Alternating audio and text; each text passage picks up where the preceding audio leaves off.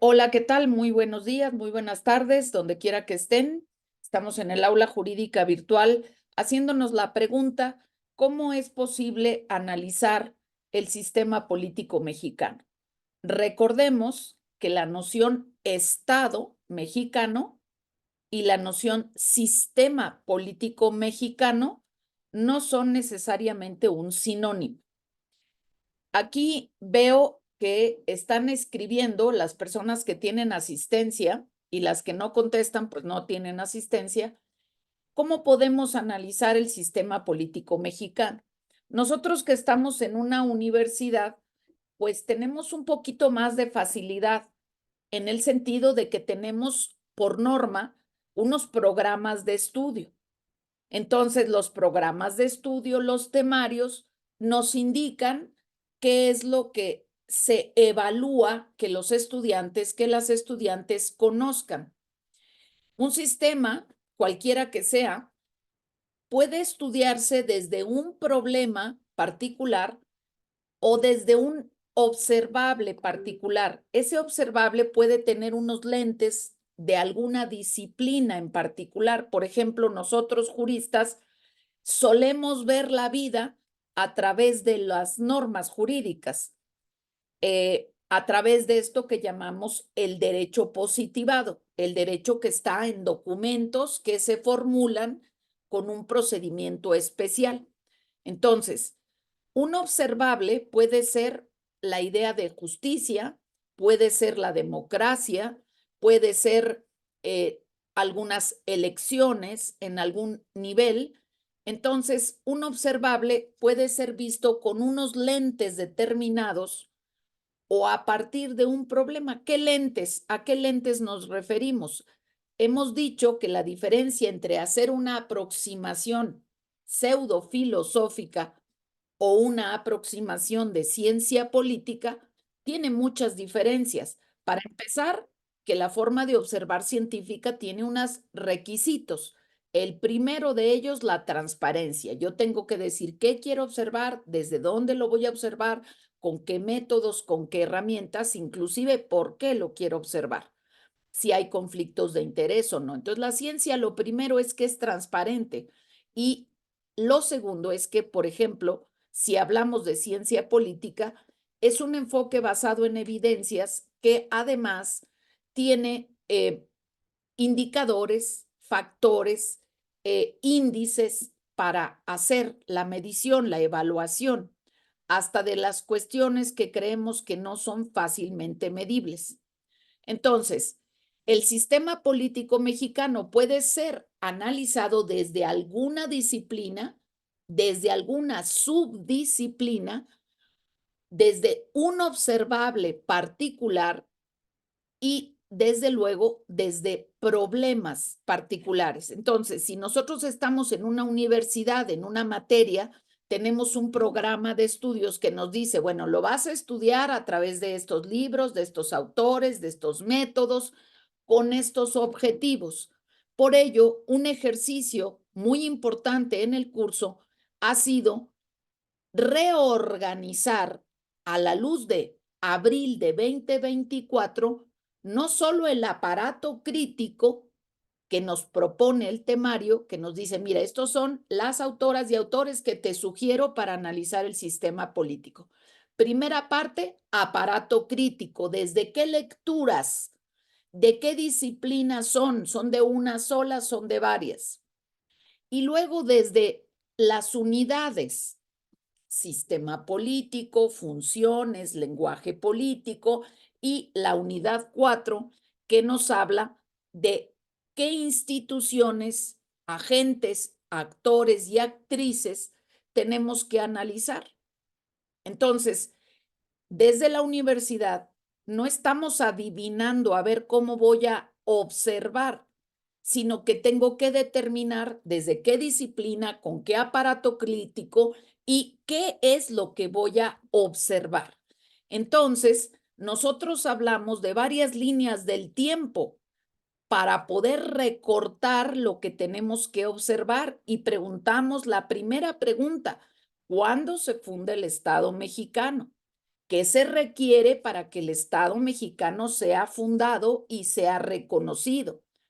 Pero luego también hicimos la pregunta, ¿y lo que existía antes, que son nuestras raíces, importan o no importan? Entramos al tema de las identidades y establecimos la necesidad de terminar con el seminario con algunas líneas del tiempo que arrancan desde nuestras raíces mesoamericanas, porque eso, sin duda, también es parte de las identidades sustantivas del Estado mexicano y de su ciudadanía plural.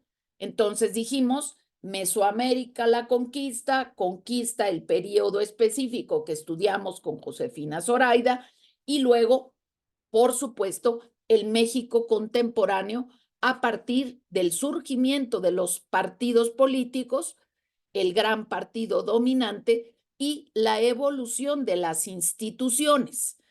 Y claramente, como lo menciona aquí Daniel Rodríguez, dice en cuántos poderes se divide el gran poder político soberano, de dónde emana, cuántos poderes hay, cuál es su sistema de funciones, ejecutiva, legislativa, judicial, órganos autónomos, cuántos hay, cómo se relacionan, cuánto participa la ciudadanía, cuánto no participa, lo que es el abstencionismo en las elecciones, y nos quedamos también en ese México ya posmoderno del siglo XXI a partir de la reforma constitucional y los cambios importantes en ciencia política a partir de un tipo de democracia deliberativa y desde luego al cambio de mirada vertical, gobernantes súbditos, a la gobernanza en todo nivel.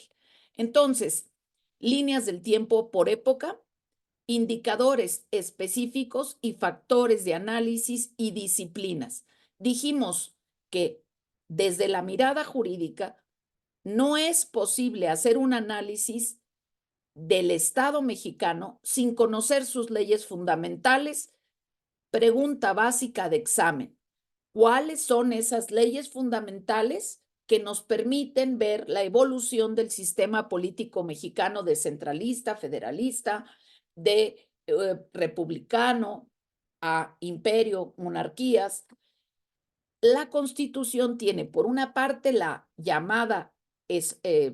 llamado ámbito dogmático de derechos, deberes y libertades, y el ámbito orgánico de cómo se organizan esos poderes. Entonces, en principio, toda Constitución tiene al menos estos dos apartados, que en este caso pueden ser también de derechos sociales, como es el caso de la Constitución mexicana y alemana, y entonces tenemos esas dos posibilidades de hacer el análisis. A través de sus leyes fundamentales, que más que sus constituciones, la parte de los derechos, deberes y la parte de la organización del poder, de entrada. Y luego dijimos que esto no era suficiente porque del papel a la realidad hay una serie de brechas o de barrancos o de abismos en donde la letra de la ley es clara, amplia, aspiracionista, utópica incluso, paradigmática, y otra es la realidad con la que los seres humanos y las instituciones van funcionando. Entonces, de entrada, por parte dogmática y parte orgánica, desde luego en su época histórica y de acuerdo con la disciplina. Dijimos, si no basta con el derecho y las leyes fundamentales que dicen cómo es el diseño de ese sistema, entonces tenemos que acudir a las ciencias políticas, a la antropología, a la sociología, para poder ver incluso específicamente a las ciencias de la administración, para ver si estamos frente a una administración saludable, amplia, integral, un gobierno abierto, o no lo estamos.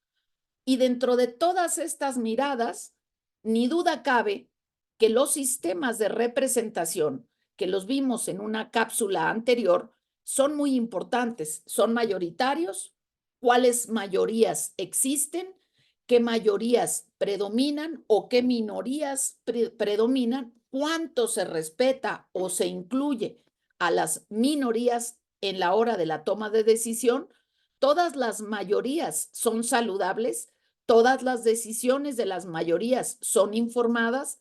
Entonces, el tema de los sistemas electorales en su amplia acepción y los sistemas políticos, específicamente a través de quienes median entre la ciudadanía y las formas de gobierno, pues son los sistemas de partidos políticos que hasta hoy, aún a pesar de tener las candidaturas independientes reguladas, no logramos todavía dar certidumbre a estas figuras que los partidos políticos, a pesar de su descrédito, tienen requisitos, tener estatutos, tener reglas, cómo se organizan, qué funciones tienen, cómo resolverían, cómo van a tener la decisión de sus órganos internos, qué requisitos de membresía, cómo se financian.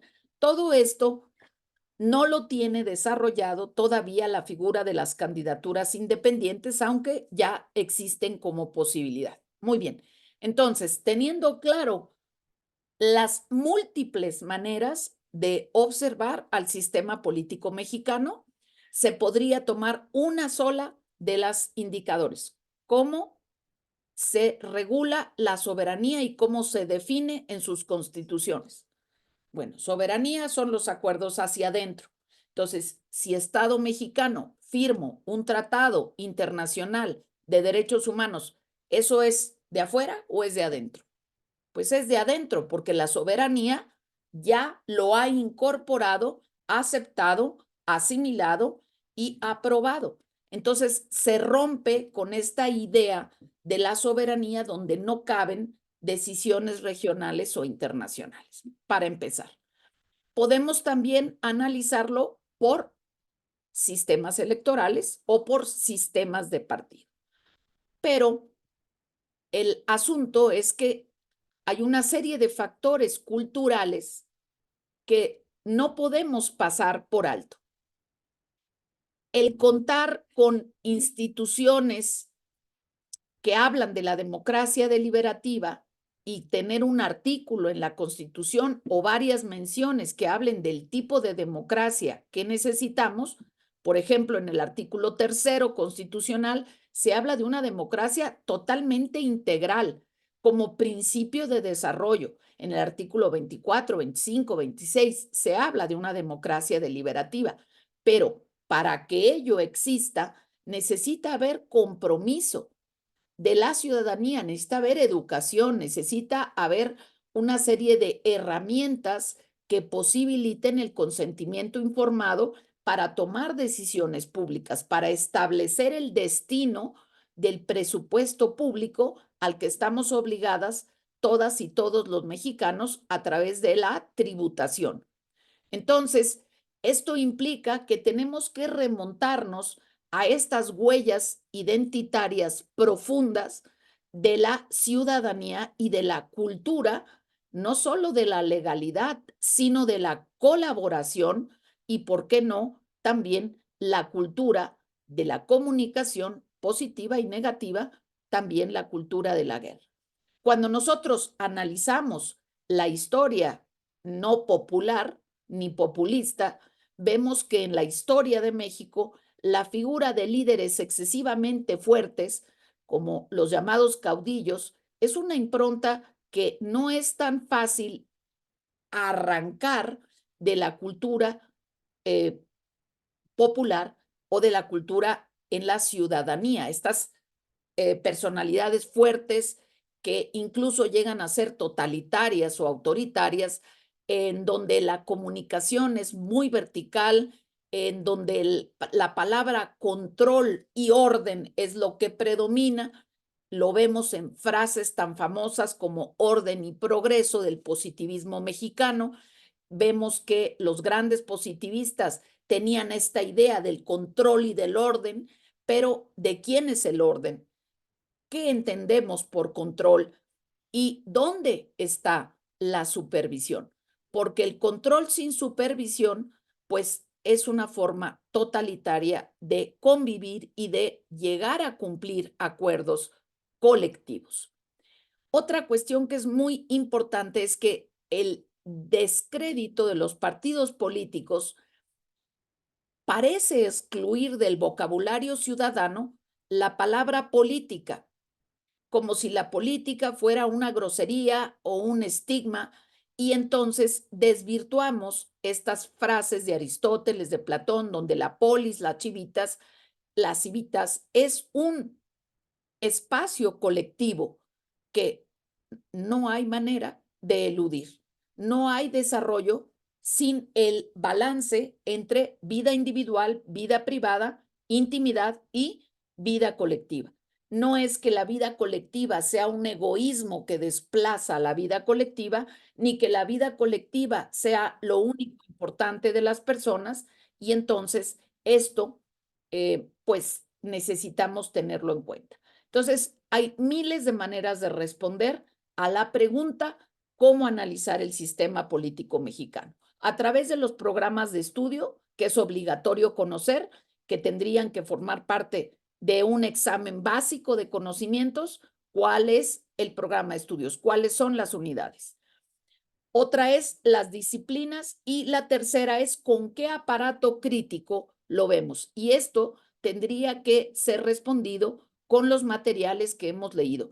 Amparo Casar, Josefina Zoraida Vázquez, Molinar Orcasitas, José Woldenberg, Gonzalo Escalante, todas las bibliografías, Soledad Loaesa, todas las bibliografías Teda Scopol que hemos analizado aquí, más los aparatos normativos. Entonces, estas tres, este ABC, es muy importante para saber desde dónde estamos hablando y qué nos interesa observar, sobre todo para el trabajo final. Bueno, tomando en cuenta estas líneas del tiempo, quisiera yo regresar a dos ejercicios que tendremos que hacer para poder pasar la materia. Voy a compartir la pantalla para que podamos analizar esta figura que la encuentran ustedes en varios diccionarios. En este caso estamos recurriendo a Wikipedia, en donde nos hablan del Altepetl. Esta figura del náhuatl significa cerro o montaña de agua y es una de las nociones culturales importantes de Mesoamérica.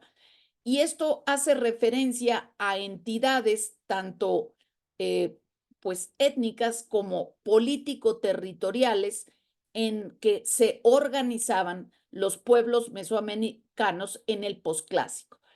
Posclásico, pues estamos hablando de 1200 más o menos, estamos hablando ya de la alta Edad Media, en donde encontramos diferentes estadios de evolución en los diferentes grupos indígenas y su ubicación de los pueblos originarios.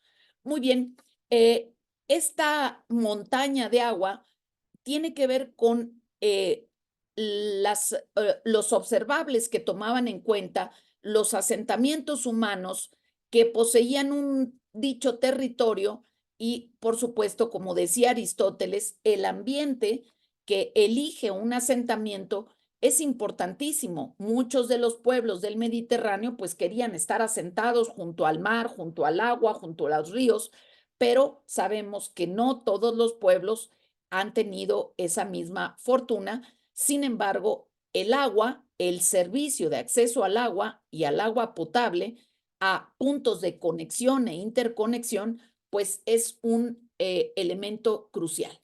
Esta es entonces una organización civil de Mesoamérica que sí tuvieron la oportunidad de conocer los conquistadores en su llegada en 1500, estamos hablando de varios siglos después, y que estos Altepetl estaban gobernados por estas figuras Tlatoani, máximo gobernante, que integraba una serie de poderes, pero que sin embargo sí consultaba a los consejos de ancianos, pero no sabemos a ciencia cierta si este Tlatoani provenía de una nobleza guerrera o también tenía esta mezcla, sabemos bien los estadios que ocupaban los comerciantes, los sacerdotes, los guerreros, como prácticamente en todas las culturas antiguas. Esta cuestión de los vencidos y los vencedores a partir de conquistadores, pues ha sucedido en todas absolutamente las civilizaciones del mundo.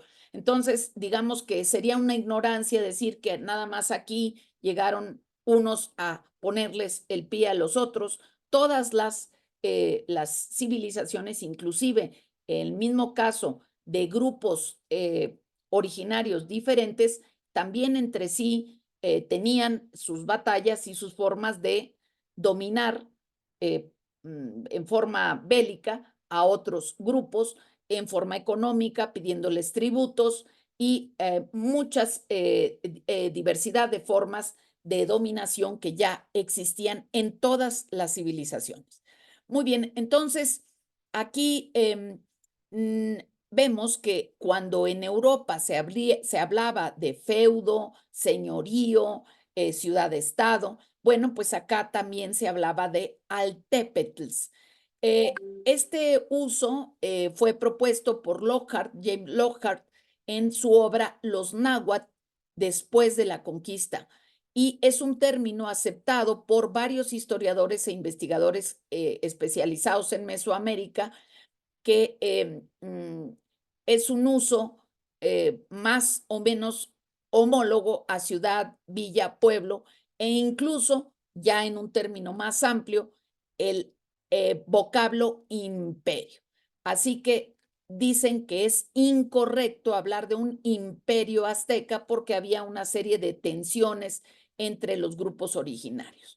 Muy bien, pues vemos que la diferencia entre esta acepción dista mucho de ser estudiada a profundidad cuando hablamos del sistema político mexicano. Parece que pasamos a estudiar a partir de 1800 como si lo anterior no existiera, y las instituciones mesoamericanas pues no son suficientemente conocidas tanto en su integración económica, social, los roles de los funcionarios, de las personas que participaban en él.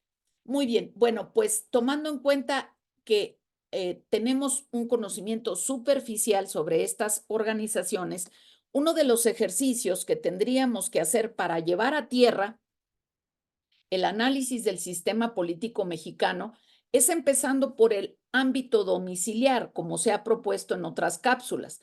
El ámbito domiciliar es donde se crea la cultura de la ciudadanía, cómo nos escuchamos, cómo se hace la compra, cómo se definen las vacaciones, cómo se establece todos los temas de saneamiento e higiene, cómo se distribuyen las funciones. Realmente no es posible afirmar que tenemos una cultura ampliamente democrática desde esta vida familiar generalizadamente. Muchas veces el tema de la escasez de recursos hace que se tomen decisiones muy verticales sin debate, sin deliberación, pues por esta situación de lo que Marx llamaría la estructura o las determinantes económicas. Entonces, este es el primer punto de anclaje o de llevada a tierra del análisis del sistema político. Cómo nos hablamos en casa, cómo se toman las decisiones colectivas importantes, cuáles son los tiempos de comunicación común, cómo se deciden y cómo se evalúan esas decisiones comunes, desde el establecimiento de estímulos y sanciones hasta los proyectos de desarrollo.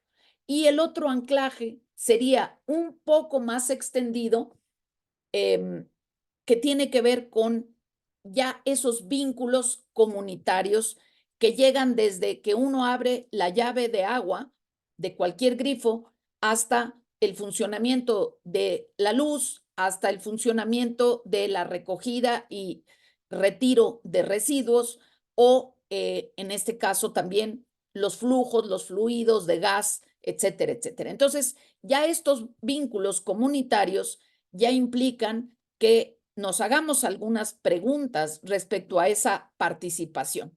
Y entonces aquí voy a mostrar en pantalla un ejercicio que necesitamos hacer porque conocemos realmente muy poco de esta operatividad criticamos mucho la ineficiencia gubernamental, pero no dedicamos el suficiente tiempo a conocer la complejísima administración pública con la que necesitaríamos estar vinculados cotidianamente y que es una forma de estudiar al sistema político. Dijimos que el centralismo y el federalismo son dos grandes polos con los sistemas mixtos en medio. Y hablamos en otra de las cápsulas del diseño del antiguo régimen español y la nueva constitución de 1978, llamada Café para Todos, donde se crea el régimen de comunidades autónomas. Bueno, pues esto nos habla de los modelos de colaboración territorial que existen. Y así nosotros deberíamos empezar por los sistemas que se manejan en nuestra colonia y nuestra alcaldía en un sistema descentralizado, federal y en donde existen varios niveles de autonomía. Bueno, aquí en la pantalla nos aparece la búsqueda, la página oficial de la Secretaría de Medio Ambiente y aquí quisiéramos empezar por este observable porque realmente los juristas tendemos a supravalorar y yo diría en exceso el tema de las normas mm, jurídicas, pero la parte interdisciplinaria y la parte de diseño de políticas públicas, muchas de las ocasiones no las conocemos a fondo y seguimos enfatizando el principio pro persona sobre la sostenibilidad. Y el principio pro persona depende de la sostenibilidad. Por eso, no solo es necesario un enfoque de ciencia política, sino ya en estos momentos una ambientalización de cualquier perspectiva jurídica. Los principios centrados en la persona es necesario recolocarlos para analizar el sistema político, porque el sistema político como caja de resolución de conflictos tiene entradas, necesidades, demandas y tiene salidas. Y una de las entradas que va a ser cada vez más presionante, pues ni duda cabe que es el cambio climático y todo lo que implica el cambio climático, las sequías, el estrés hídrico, el tema de el acceso al derecho al agua y muchos otros servicios. Así que esta ambientalización es una forma de analizar al sistema político mexicano y aquí en esta página de la Secretaría del Medio Ambiente vemos que hay una serie de programas que cubren a todas las delegaciones, pero que no todas las delegaciones las están bajando de la misma manera porque hay estos grados de autonomía de los que hablábamos. Y entonces, el tema de los residuos, pues es otro de los problemas, pero aquí vemos que tenemos 2, 4, 6, 8, 10, 12, 14, 16, 17 programas. 17 programas que cada alcaldía gestiona con recursos diferentes, aunque existan unas mismas reglas de operación. Las reglas de operación son las normas, el conjunto de normas y lineamientos para el desarrollo de los programas sociales.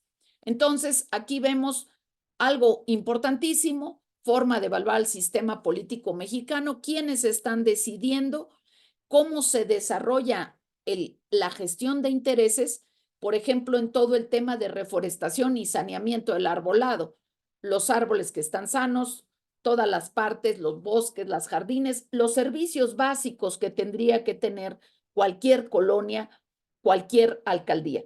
Estoy segura de que muchas personas que puedan ver esta cápsula no tienen el conocimiento básico de los servicios de su demarcación, de su colonia, ni siquiera, o de sus 4 manzanas alrededor. Entonces tenemos saneamiento de arbolado, tenemos este programa del sello verde, que es una estrategia para fomentar la producción agropecuaria en el suelo de conservación, y aquí tenemos una norma ambiental de 2019.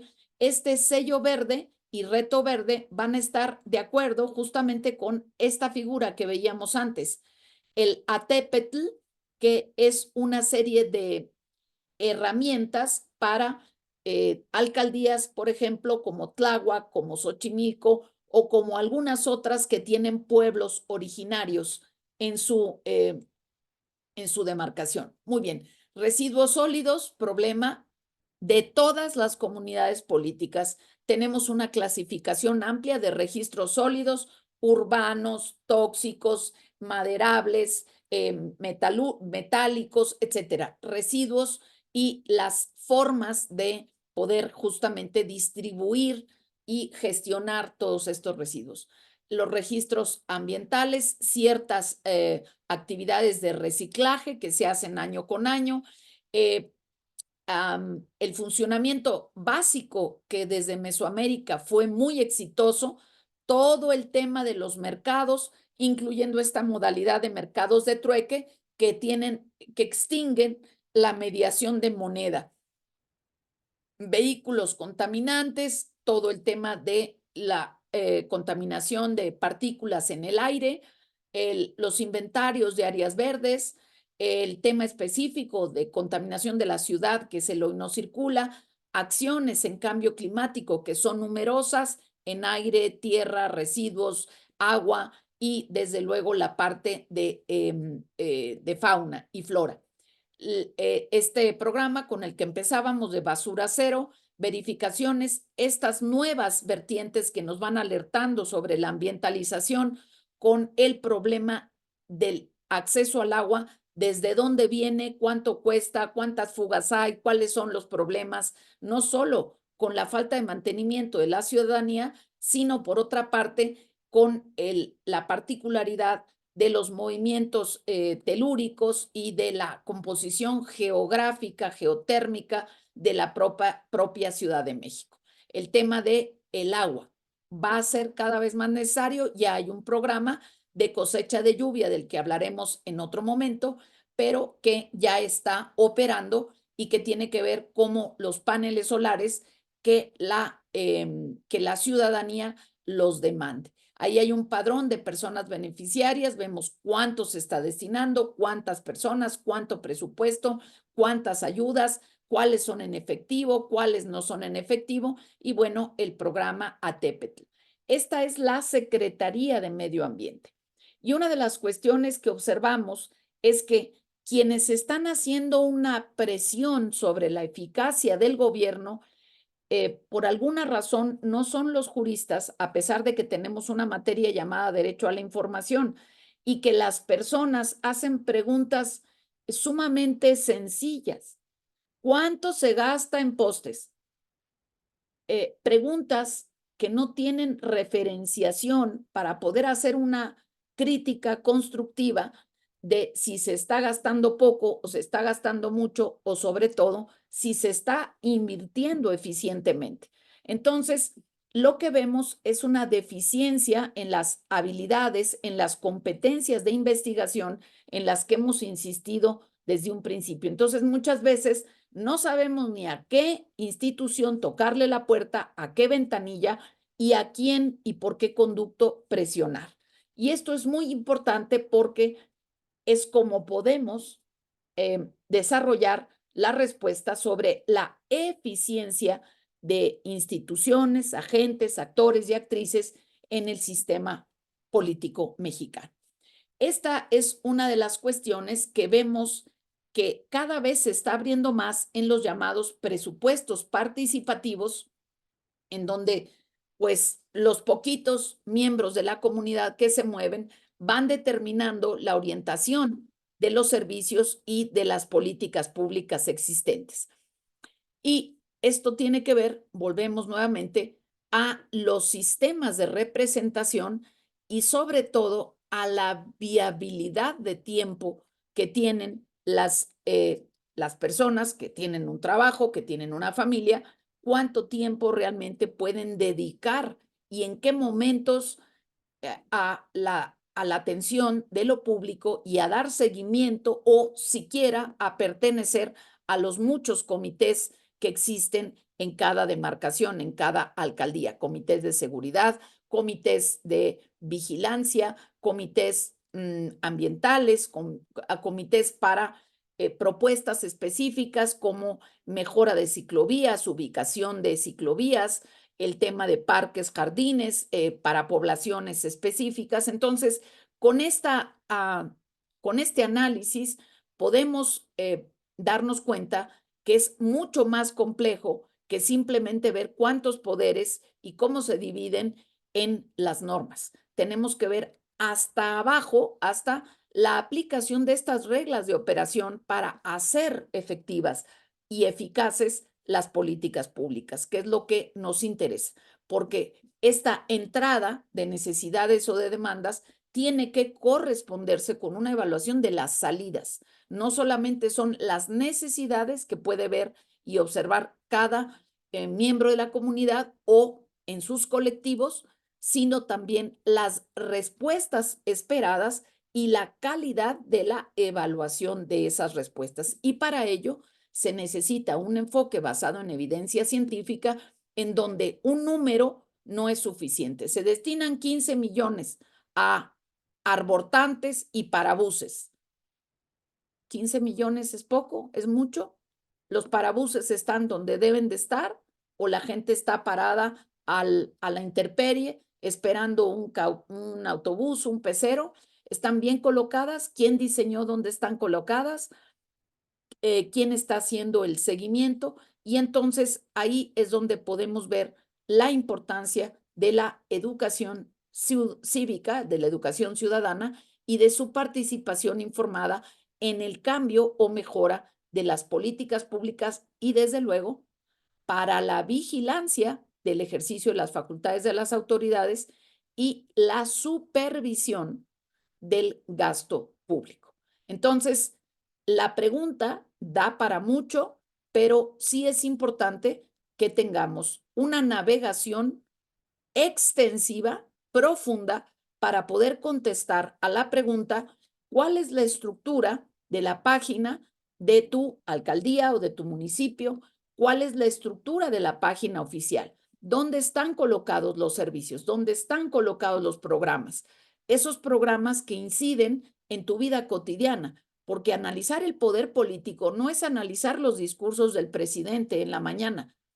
Analizar al sistema político puede ser eso, pero es, desde luego, ver la eficacia de la convivencia en la vida cotidiana, en estos problemas que nos afectan cotidianamente. ¿Dónde tomo el pecero? ¿Cómo funciona la luz pública y la que llega a mi casa? ¿Cómo están las acometidas? ¿Cuántos jardines? ¿Cuántos mercados? ¿Cuántos centros culturales? ¿Cuántos, como se llaman ahora, faros del saber hay en mi colectividad? ¿Cuántos baches están destruyendo vehículos día con día? ¿Dónde se accidenta el mayor número de personas en mi comunidad? ¿Dónde están los senderos seguros y dónde deberían de estar? Porque si ponemos senderos seguros en las principales avenidas, pues es casi una burla, porque las principales avenidas tienen menor incidencia de delitos que las vías secundarias y terciarias. Entonces, esto es lo que tendríamos que terminar sabiendo, cómo está estructurada esta página y cuáles serían algunas oportunidades de mejora. También tendríamos que saber salir con un directorio específico de mi agencia del Ministerio Público, su ubicación, su teléfono y ciertos temas de servicios básicos, por ejemplo, bomberos, por ejemplo, inundaciones y, desde luego, Secretaría de Vialidad para cualquiera de las emergencias que pueden suscitarse cotidianamente. Ni hablar de el diseño y tener realmente hecha esta que se llama la mochila de vida, que muchas veces pensamos que eso no es ciudadano, eso no es sistema político. La participación política empieza por hacerse cargo de uno mismo, para no ser una carga para la comunidad, una carga indebida. Entonces, esa parte de hacerse cargo del autocuidado y poder entonces dar un paso más hacia la colaboración colectiva es muy importante. Muy bien, vamos a hacer alguna pausa para saber si tienen ustedes alguna intervención, alguna pregunta, alguna sugerencia.